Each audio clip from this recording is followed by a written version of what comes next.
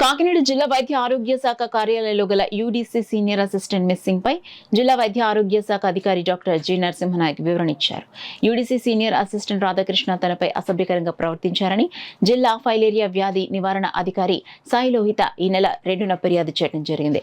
ఇది తన పరిధిలో విషయం కాదు కాబట్టి ఆర్డీ దృష్టికి తీసుకుని వెళ్లడం జరిగిందన్నారు. ఈ విషయమై అడిషనల్ డిఎంహెచ్ఓ విచారణ చేసి నివేదిక ఇచ్చారని ఆయన చెప్పారు. ఇదిలా ఉంటే జిల్లా ఫైలేరియా వ్యాధి నివారణ అధికారిని సాయి లోహిత తన తండ్రి రాధాకృష్ణను బిల్లుల విషయంలో వేధించారని, అందుకే ఆత్మహత్య చేసుకుంటారని వెళ్లారని పోలీసులకు రాధాకృష్ణ కుమారుడు ఫిర్యాదు చేశారు.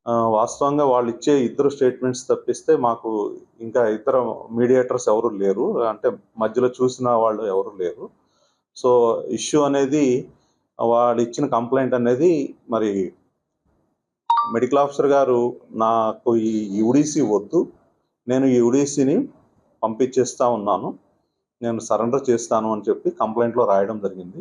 సరెండర్ చేయడం అనేది నా పరిధి కాదమ్మా, అది ఆర్డీ మేడం గారి పరిధిలో ఉంటుంది. కాబట్టి ఈ ఇష్యూని మరి ఆర్డీ మేడంకి రిఫర్ చేస్తాను.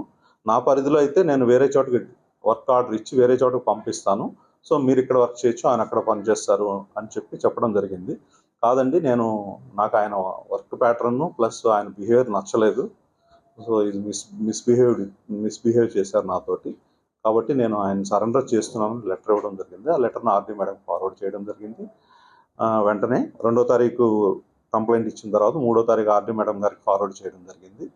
ఆర్డీ మేడం గారు తర్వాత ఎంక్వైరీ చేశారు. 16/7 ఎంక్వైరీ కండక్ట్ చేయడం జరిగింది. డిప్యూటీ డిఎంహెచ్ఓ గారు ఎంక్వైరీ కండక్ట్ చేశారు. ఎంక్వైరీ కండక్ట్ చేసి రిపోర్ట్ సబ్మిట్ చేశారండి. అంతే.